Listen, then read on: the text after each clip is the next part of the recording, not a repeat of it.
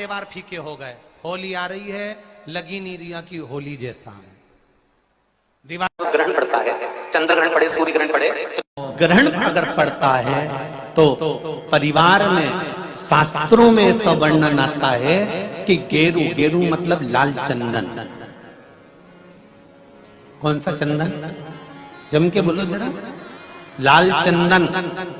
ये गेरू तो बाद में आप लोगों ने उधर पे लगाना चालू करा, पर नियम ये है कि गर्भ में अगर बच्चा रहता है तो ग्रहण पड़ता है, चंद्र ग्रहण पड़े, सूर्य ग्रहण पड़े, तो जो नारी का गर्भ रहता है, भले वो 3 महीने का हो, 2 महीने का हो, 1 महीने का हो, 8 महीने का हो, 9 महीने का हो, 10 महीने का, नारी का अगर गर्भ है तो बुजुर्ग लोग भी कहते हैं, उनको ये भले नहीं मालूम होगा कि क्यों गेरू लगाते। गेरू नहीं, लाल चंदन की 3 रेखा नारी को अपने पेट पर खींच लेना चाहिए। क्या होता है तो कहा, बच्चा विपरीत पैदा नहीं होता, बच्चा स्वतंत्र स्वस्थ अच्छा पैदा होता है, सुखी पैदा। भगवान शिव की कृपा, ओगरदानी, भगवान शंकर की उदारता, दया, पूजन, दान, व्रत, आराधना है, वो आज ही आप और हमको करना है। शिव महापुराण की कथा को सुने हैं, शिव महापुराण की कथा को श्रवण कर रहे हैं। यह संपूर्ण ब्रह्मांड में जितने भी लोग, आप सभी को आज भगवान शिव ने भगवान विष्णु को जो कार्यभार मिला था वो पूर्ण दिया है, और देने के बाद 33 कोटि देवी देवता सबकी सब आज काशी की पवित्र भूमि पर आकर, काशी की धरा पर आकर, मृत्यु लोक में देवलोक से आकर भगवान शिव की अविरल भक्ति का सुख प्राप्त किया था। और बड़ा सुंदर दीप पर्व पूरे ब्रह्मांड में, पूरे काशी में, पूरे मृत्यु लोक में 33 कोटि देवी देवताओं ने मिलकर किया, सभी ने मिलकर। इसलिए ये प्रयास करना, आज अपने अपने घर के दरवाजे पर दीप दान करो। कोई जलाशय, कोई नदी, कोई कुआं, कोई बावड़ी, कोई तालाब, कोई सरोवर नजदीक में हो तो वहां दीप दान करो। ना हो तो पीपल का वृक्ष, आंवले का वृक्ष, बेलपत्री का वृक्ष, बट वृक्ष, ऐसे मूल वृक्षों के नीचे भी दीप दान कर सकते हो। और जीवन का सुख आपके हर पल बना रहे, यही बाबा से निवेदन है। नियम यह है कि गर्भ में अगर बच्चा रहता है तो ग्रहण पड़ता है, चंद्र ग्रहण पड़े, सूर्य ग्रहण पड़े, तो जो नारी का गर्भ रहता है, भले वो 3 महीने का हो, 2 महीने का हो, 1 महीने का हो, 8 महीने का हो, 9 महीने का हो, 10 महीने का, नारी का अगर गर्भ है तो बुजुर्ग लोग भी कहते हैं, उनको ये भले नहीं मालूम होगा कि क्यों गेरू लगाते। गेरू नहीं, लाल चंदन की 3 रेखा नारी को अपने पेट पर खींच लेना चाहिए। क्या होता है तो कहा, बच्चा विपरीत पैदा नहीं होता, बच्चा स्वतंत्र स्वस्थ अच्छा पैदा होता है, सुखी पैदा। होली का क्रम गुरंडी रहती है, होली खिलाती है। पिछले वर्ष थोड़ा सा होली का क्रम रहा, तो अब की बार सब जगह की होली में ना जाते हुए केवल एक होली, वो भी सीहोर की महादेव की होली मार्च को महादेव की होली। अपने अपने शिवालयों में शंकर जी शिव मंदिर के अंदर चंदन का जल 1 लोटा अवश्य चढ़ाएं, महादेव की होली अवश्य मनाएं। होली आ रही है, लगी नहीं रिया की होली जैसा है।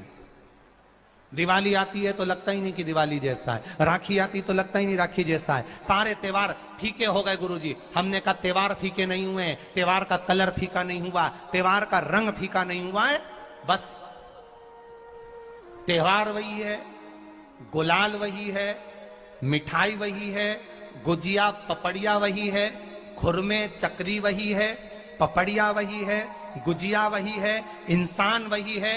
बस बाजार में से जो रौनक समाप्त नहीं हुई है, रौनक आपके भीतर की समाप्त हो गई। आपके भीतर इतनी ईर्ष्या भराती गई, इतनी ईर्ष्या भराती गई, इतनी ईर्ष्या भराती गई कि वो ईर्ष्या के कारण, उस अहंकार के कारण, उस अहम के कारण तुम एक दूसरे से मिलना पसंद नहीं कर पाते। पहले के लोग कहते थे हमारे यहाँ जब होली होती थी इतने लोग आते थे, मिलने जाते थे, गुलाल लेकर जाते थे। आजकल तो कोई दिखता नहीं है। कारण केवल इतना सा है, तुम्हारा अहंकार, तुम्हारा ईगो, तुम्हारा अभिमान तुम्हें अपने घर से बाहर नहीं निकालता। तुम घर से बाहर नहीं निकलते अपने अहंकार के कारण, अपनी काया के कारण, अपनी अभिमतता के कारण। आप दूसरे से मिलना पसंद नहीं करते। जरा सा कोई ने कलर लगाया तुम्हें क्रोध आ गया, जरा सा किसी ने गुलाल लगाया तुम्हें गुस्सा आ गया, जरा सा कोई आया भाभी जी भैया जी करके गुलाल लगा गया, तुम न न न न न न न न न न कहां जाओ।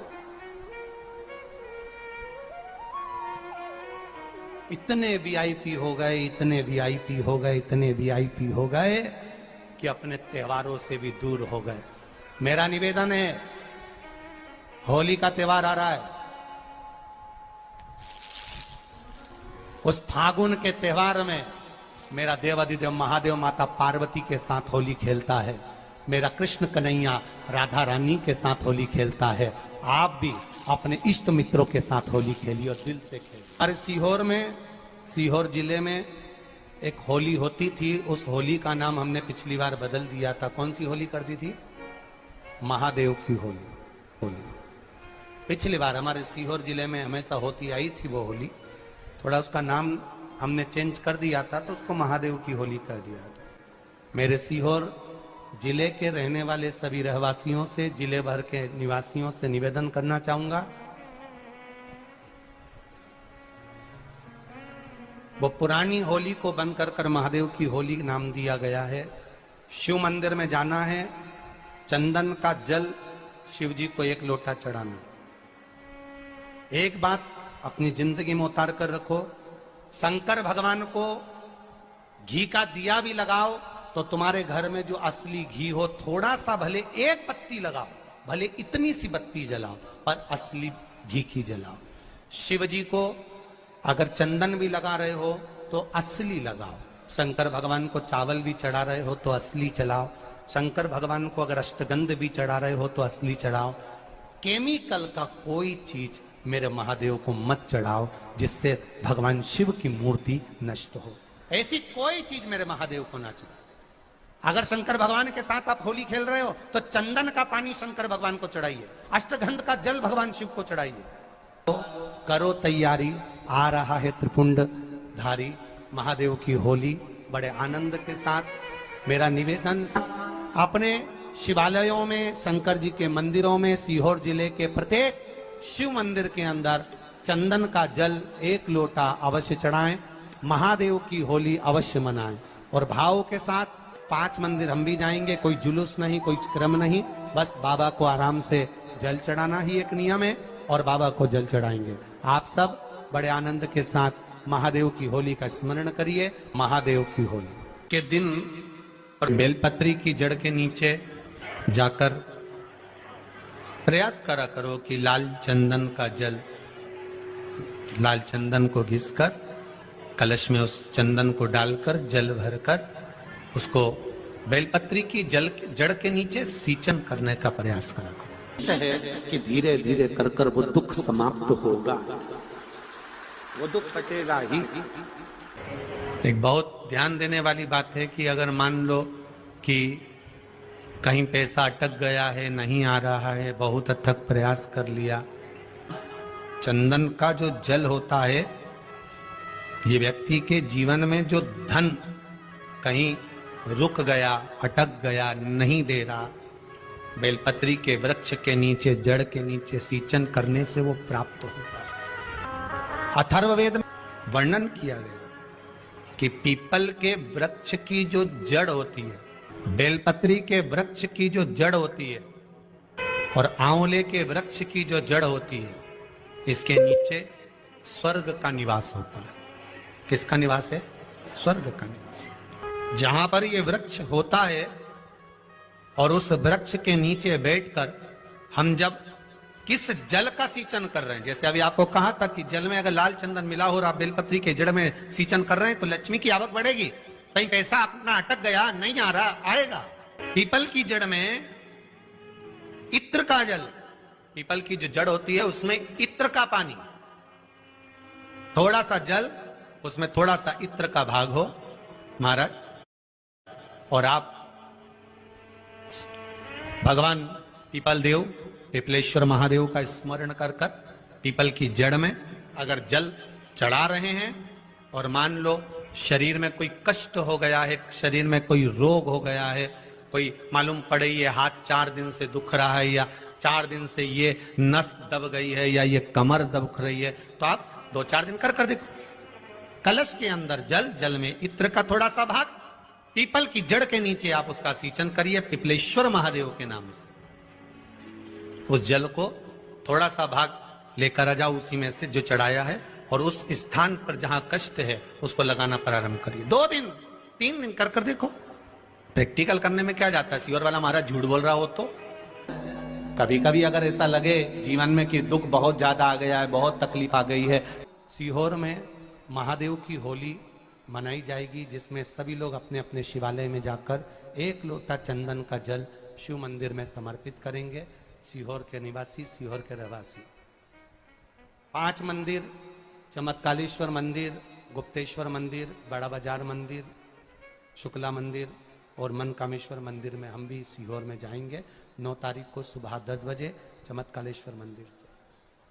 आष्टे वाले नहीं माने हैं तो आष्टा में 11 तारीख को सुबह 10 बजे महादेव की होली करने के लिए हम पहुंचेंगे। बाबा देवाधिदेव महादेव पहुंचेंगे।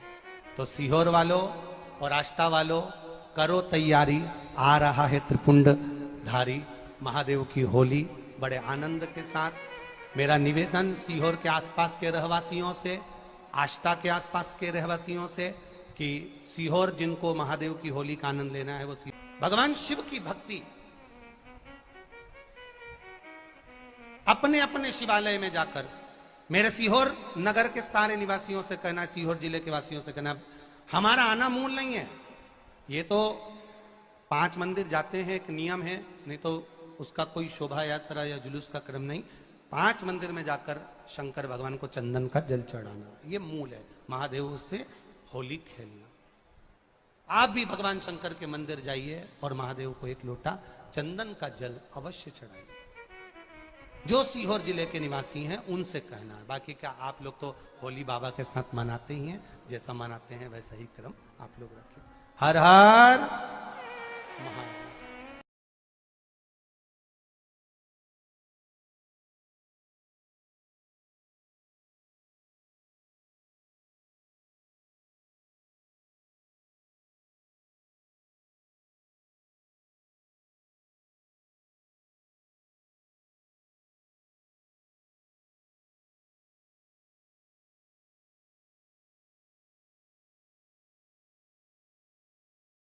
होली का क्रम 13 तारीख को शायद होली जलेगी, 14 तारीख को गुरंडी रहती है, होली खिलाते हैं। होली में मोटे मोटे ढूंढ जलाए जाते हैं। ढूंढा की राख तैयार होती है, उसका कालापन जो तैयार होता है उसको उठाकर ले आए और कपड़े में उसको छान कर राख तैयार कर कर 3-4 बार छानने के बाद उस भस्म को 12 बजे से 1 बजे के बीच में शिव जी को समर्पित कर देता है और उस भस्म को उठाकर उसमें घी मिलाकर मस्तक पर तिलक लगाकर चले जाता है। वो जिंदगी में कभी हार नहीं सकता, विजय ही पाता रहता, उसकी कभी हार नहीं हो सकता।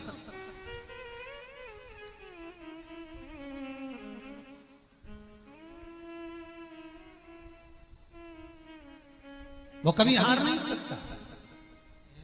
शिव महापुराण की कथा कहती है वो भस्म विजयता को प्रदान करती है। आपको किसी से नहीं कहना, किसी के हाथ नहीं जोड़ना, केवल वो भस्म का तिलक लगाकर जिससे आपका काम निकालना है उसके सामने पहुंच जाइए, आपको सुख का अनुभव हो जाए, कार्य सिद्ध। तो भस्म इतनी प्रबल हो गई। शरीर में बहुत बड़ा रोग हो गया, छूटने को तैयार नहीं है, बड़े बड़े इलाज करवा लिए, बहुत दिखा लिया, बहुत सब दूर इलाज करवाया, सब दूर दिखाया, पर मिटने को तैयार नहीं है। तो फिर अबीर का प्रयोग, एक चावल का दाना, एक श्वेत पुष्प और अबीर भगवान शंकर को समर्पित कर धीरे धीरे धीरे धीरे शरीर का रोग अपने आप समाप्त होना प्रारंभ हो जाए। पूरी कहानी गलत बताई। अगर दुनिया के लोग सही कहानी बताते तो भतीजा और बुआ का संबंध खराब नहीं होता। कहानी गलत थी ना। लोगों ने कहा, हिरण्यकशिपु ने अपनी बहन से कहा, बहन तू अपने भतीजे को गोदी में रखकर बैठ जा और चादर ओढ़कर बैठ जाना, तू बच जाएगी, तेरा भतीजा जल जाएगा। तो बुआ भतीजे को जलाने के लिए गोदी में लेकर बैठी। बोलो सही है कि गलत है? लोगों ने कहानी गलत बताई। होलिका, लोगों ने कहा उसने अपने भतीजे को जलाया। पहले तो होलिका का नाम तो निकालो कि होलिका का नाम क्या है। कथा वालों ने कह दिया हिरण्यकशिपु की बहन थी होलिका, वो अपने भतीजी प्रहलाद को गोदी में लेकर बैठ गई। वो प्रहलाद को हाथी के पांव के नीचे डाला, खोलते तेल में डाला, अग्नि में डाला, इसमें डाला, उसमें डाला, नहीं मरा। आखिरी में अपनी बहन से कहा होलिका तो अपने भतीजे को गोदी में लेकर बैठ जा। पहले उस होलिका का असली नाम तो लाओ, जिस होलिका का नाम विष्णु पुराण में डूंडा लिखा है। क्या नाम लिखा है? डूंडा। होलिका का असली नाम लिखा है विष्णु पुराण में डूंडा। इसलिए आज भी होली में लकड़ी नहीं जलाई जाती, मोटे मोटे डूंड जलाए जाते हैं, क्योंकि उसका नाम डूंडा है। और डूंडा बैठी अग्नि में, भतीजे को गोदी में लेकर बैठ गई। उसके पास में एक ब्रह्मा जी की चादर थी, जिसको ओढ़ कर बैठ जाती थी तो आगी में जल नहीं सकती थी। डूंडा ने देखा चारों तरफ से आगी लग गई, मेरा भतीजा जल जाएगा। तो बुआ को लगा मेरा भतीजा जल जाएगा। बुआ वो होती है जो दुआ देती है, बुआ कभी बद्दुआ नहीं देती है। और डूंडा ने अपनी चादर को उतारा, आगी चारों तरफ से लग गई। बुआ को लगा मेरा भतीजा जल जाएगा, तो अपनी चादर उतार कर अपने भतीजे पे डाल दी और बुआ खुद जल गई, पर अपने भतीजे को नहीं जलने दिया। ये कथा है, पर लोगों ने उसको पूरी पलट दिया, पूरा पलट दिया। बुआ कब जलाई अपने भतीजे को? होली का क्रम 13 तारीख को शायद होली जलेगी, 14 तारीख को गुरंडी रहती है, होली खिलाती है। पिछले वर्ष थोड़ा सा होली का क्रम रहा, तो अब की बार सब जगह की होली में ना जाते हुए केवल एक होली, वो भी सीहोर की, वो 15 तारीख को महादेव की होली, मार्च को महादेव की होली। अपने शिवालयों में शंकर जी शिव मंदिर के अंदर चंदन का जल 1 लोटा अवश्य चढ़ाएं, महादेव की होली अवश्य मनाएं। होली आ रही है, लगी नहीं रिया की होली जैसा है। दिवाली आती है तो लगता ही नहीं कि दिवाली जैसा है, राखी आती तो लगता ही नहीं राखी जैसा है। सारे त्योहार फीके हो गए गुरुजी। हमने कहा त्योहार फीके नहीं हुए, त्योहार का कलर फीका नहीं हुआ, त्योहार का रंग फीका नहीं हुआ है, बस त्योहार वही है, गुलाल वही है, मिठाई वही है, गुजिया पपड़िया वही है, खुरमे चकरी वही है, पपड़िया वही है, गुजिया वही है, इंसान वही है।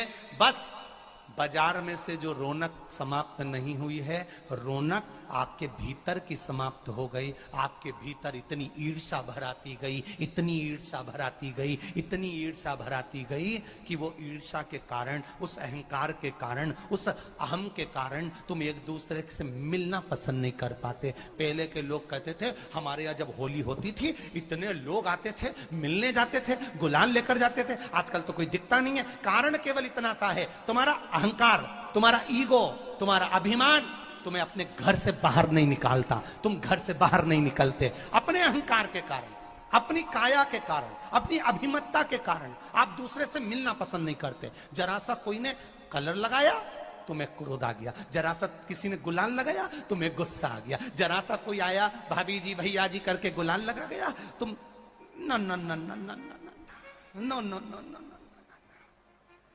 कहां जाओ? इतने वीआईपी हो गए, इतने वीआईपी हो गए, इतने वीआईपी हो गए कि अपने त्योहारों से भी दूर हो गए। मेरा निवेदन है होली का त्योहार आ रहा है। उस फागुन के त्योहार में मेरा देवाधिदेव महादेव माता पार्वती के साथ होली खेलता है, मेरा कृष्ण कन्हैया राधा रानी के साथ होली खेलता है। आप भी अपने इष्ट मित्रों के साथ होली खेलिए और दिल से खेलिए। हमारे सीहोर जिले में एक होली होती थी, उस होली का नाम हमने पिछली बार बदल दिया था। कौन सी होली कर दी थी? महादेव की होली। पिछली बार हमारे सीहोर जिले में हमेशा होती आई थी वो होली, थोड़ा उसका नाम हमने चेंज कर दिया था तो उसको महादेव की होली कर दिया था। मेरे सीहोर जिले के रहने वाले सभी रहवासियों से, जिले भर के निवासियों से निवेदन करना चाहूंगा, वो पुरानी होली को बंद कर महादेव की होली नाम दिया गया है। शिव मंदिर में जाना है, चंदन का जल शिव जी को 1 लोटा चढ़ाना। एक बात अपनी जिंदगी में उतार कर रखो, शंकर भगवान को घी का दिया भी लगाओ तो तुम्हारे घर में जो असली घी हो, थोड़ा सा भले 1 पत्ती लगाओ, भले इतनी सी बत्ती जलाओ, पर असली घी की जलाओ। शिव जी को अगर चंदन भी लगा रहे हो तो असली लगाओ। शंकर भगवान को चावल भी चढ़ा रहे हो तो असली चलाओ। शंकर भगवान को अगर अष्टगंध भी चढ़ा रहे हो तो असली चढ़ाओ। केमिकल का कोई चीज मेरे महादेव को मत चढ़ाओ जिससे भगवान शिव की मूर्ति नष्ट हो। ऐसी कोई चीज मेरे महादेव को ना चढ़ाओ। अगर शंकर भगवान के साथ आप होली खेल रहे हो तो चंदन का पानी शंकर भगवान को चढ़ाइए, अष्टगंध का जल भगवान शिव को चढ़ाइए। तो करो तैयारी, आ रहा है त्रिपुंड धारी महादेव की होली। बड़े आनंद के साथ मेरा निवेदन, अपने शिवालयों में, शंकर जी के मंदिरों में, सीहोर जिले के प्रत्येक शिव मंदिर के अंदर चंदन का जल 1 लोटा अवश्य चढ़ाएं, महादेव की होली अवश्य मनाएं।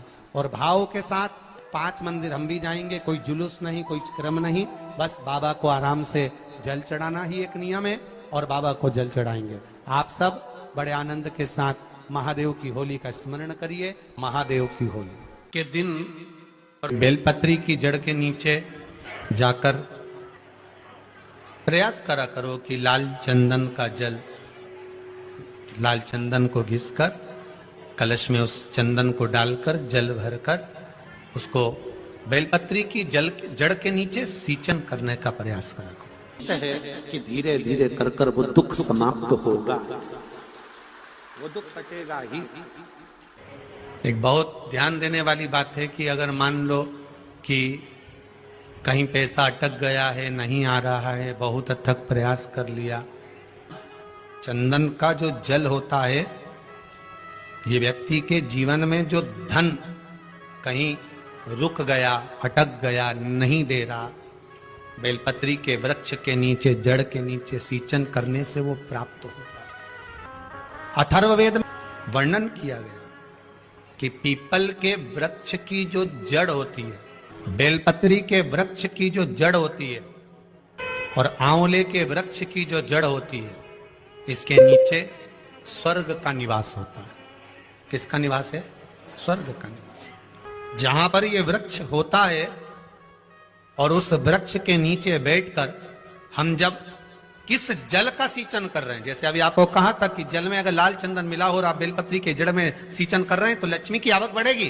कहीं पैसा अपना अटक गया, नहीं आ रहा, आएगा। पीपल की जड़ में इत्र का जल, पीपल की जो जड़ होती है उसमें इत्र का पानी, थोड़ा सा जल, उसमें थोड़ा सा इत्र का भाग हो महाराज, और आप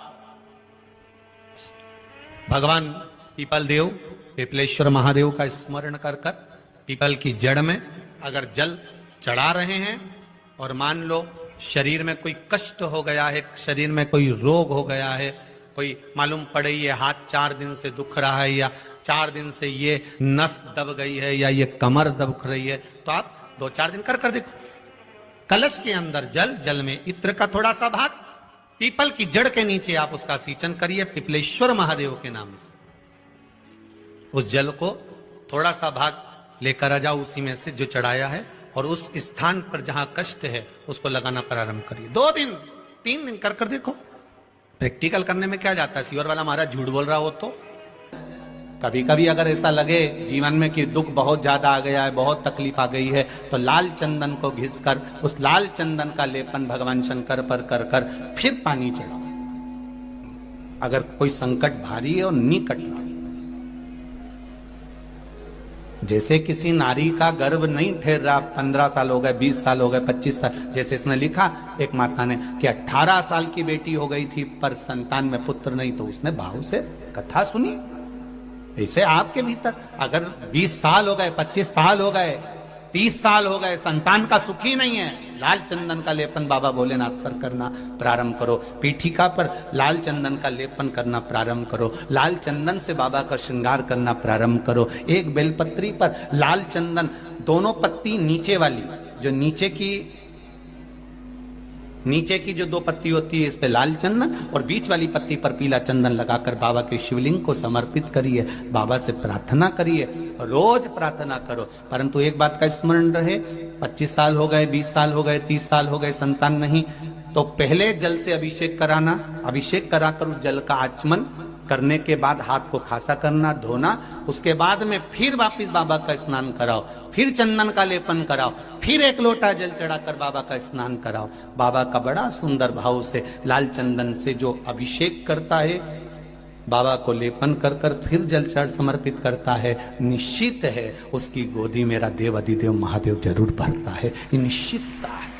हम तो बेटियों से भी कहते हैं, जिसका विवाह नहीं हो रहा हो, 25 साल, 30 साल, 27 साल, 28 साल, 32 साल, 40 साल हो गए हो, नहीं हो रहा हो बेटा बेटी का विवाह, उसे लाल चंदन का प्रयोग अशोक सुंदरी वाली जगह पर 7 बिंदी लाल चंदन की लगाकर 7 बेलपत्र 7 बिंदी पर रखिए और महाराज अपनी कामना कर कर भगवान से आइए। बाबा देगा, करेगा, 3-4 महीने में विवाह पक्का करेगा। ये लाल चंदन की महत्वता है। शिव तत्व। रोग बढ़ गया, बेलपत्री के वृक्ष के नीचे दीप लगाना प्रारंभ करो। बाबा से विनती कर कर घी का दिया लगाइए बेलपत्र वृक्ष के नीचे, बाबा से निवेदन करें, रोग निवारण। कि एक बार पांडवों ने अश्वमेध, एक बार आवर्त महोत्सव रखा और एक यज्ञ रखा। उस यज्ञ का नियम था, पहले जो यज्ञ होते थे उन यज्ञ का नियम था, यज्ञ में घंटा लगता था। वो यज्ञ की जैसी पूर्णाहुति होती थी तो यज्ञ का घंटा अपने आप बज जाता था, अपने आप बजता था, उसे बजाता कोई नहीं था, अपने आप बजता। आज यज्ञ का घंटा नहीं बजा तो युधिष्ठिर ने पंडितों से पूछा, ब्राह्मणों आपने यज्ञ करवाया पर ये यज्ञ का घंटा नहीं बजा। ब्राह्मणों ने कहा, हमने तो यज्ञ अच्छा करवाया पर घंटा क्यों नहीं बजा, समझ में नहीं आया। तब इतने में ब्राह्मणों में से एक ब्राह्मण यज्ञाचार्य ने कहा, मुझे लगता है यज्ञ 2 तरह का होता है। एक यज्ञ जो अग्नि में सांकल्य दी जाती है तो अग्नि देवता प्रसन्न होते हैं, और दूसरा यज्ञ वो कि भंडारा किया जाए और लोगों के मुंह में भोजन दिया जाए, वो यज्ञ भी प्रबल होता है। महाराज हमको लगता है यहाँ दोनों यज्ञ हुए, एक यज्ञ आहुतियों का, एक यज्ञ भंडारे का। मुझे लगता है भंडारे में कोई भूखा रह गया है, कोई भूखा है। अब वो भूखे व्यक्ति को ढूंढो। पांडव गए और पांडव जाकर जरा पता करो कि भूखा कौन है अपने नगर में, यज्ञ का घंटा बजेगा। जाकर देखा तो एक कुटिया में एक संत बैठे हुए थे। बाबा आपने भोजन किया है? नहीं। आपने भोजन नहीं किया? नहीं। क्यों नहीं किया? मैं काहे को भोजन करूं, भंडारा हो रहा, चलो भोजन करो। नहीं नहीं, मैं नहीं करता। भंडारे में भोजन नहीं करोगे? नहीं। क्यों नहीं करोगे? मैं उसके घर में भोजन करता हूं जो मेरे को 108 अश्वमेध यज्ञ का पुण्य देता है। पांडव मेरे को 108 अश्वमेध यज्ञ का पुण्य दे दे, मैं उनका भोजन कर लूंगा। अब पांडवों ने सोचा अपनी जिंदगी में पहला तो अश्वमेध यज्ञ कर रहा है और 108 अश्वमेध यज्ञ तो हमने कभी जिंदगी में नहीं करे, तो हम इसको पुण्य कहां से दे बाबा को। पांडव चले गए। द्रौपदी ने पूछा कोई मिला? हाँ एक संत मिला है पर 108 अश्वमेध यज्ञ का पुण्य मांग रहा है। द्रौपदी ने कहा चलो मैं लेके आती हूं उस बाबा को। द्रौपदी गई, रथ लाया गया। द्रौपदी ने कहा रथ में बैठकर नहीं जाऊंगी, पैदल जाऊंगी। चप्पल लाई, द्रौपदी ने कहा नग्न पैर से जाऊंगी। नंगे पैर द्रौपदी उस संत के दरवाजे पर पहुंच गई। बाबा चलो हमारे यहाँ यज्ञ हुआ है, भंडारे का भोजन करना। बाबा कहते हैं द्रौपदी तुझे मालूम नहीं, मुझे 108 अश्वमेध यज्ञ का पुण्य दे दे, मैं तेरे यहाँ भोजन कर लूंगा। द्रौपदी ने कहा लो बाबा संकल्प छोड़ती हूँ और 108 अश्वमेध यज्ञ का पुण्य तुमको देती हूँ। संत ने कहा द्रौपदी तेरे पति ने तो कभी पूरे यज्ञ नहीं करे, तूने कब कर लिए? द्रौपदी बोली बाबा मैंने सुना है मेरे कृष्ण के मुख से, जब कोई व्यक्ति अपने घर से निकलकर किसी संत के दरवाजे पर, किसी कथा के पंडाल में, किसी मंदिर पर, किसी तीर्थ में पैदल पैदल जाता है, जितने कदम चलकर जाता है उतने अश्वमेध यज्ञ वो अपने जीवन के कर लेता है महाराज, उतने अश्वमेध यज्ञ वो अपने जीवन के करता है। और द्रौपदी ने कहा, बाबा मैं तुम्हारे दरवाजे पर चलकर आई हूं, 18,000 कदम मैं चलकर तेरे दरवाजे पर पहुंची हूं, उसमें से 108 अश्वमेध यज्ञ तुमको देती हूं। संत उठकर खड़ा हो गया, द्रौपदी के यहां गया, भोजन करा तो यज्ञ का घंटा बज गया महाराज, यज्ञ का घंटा बज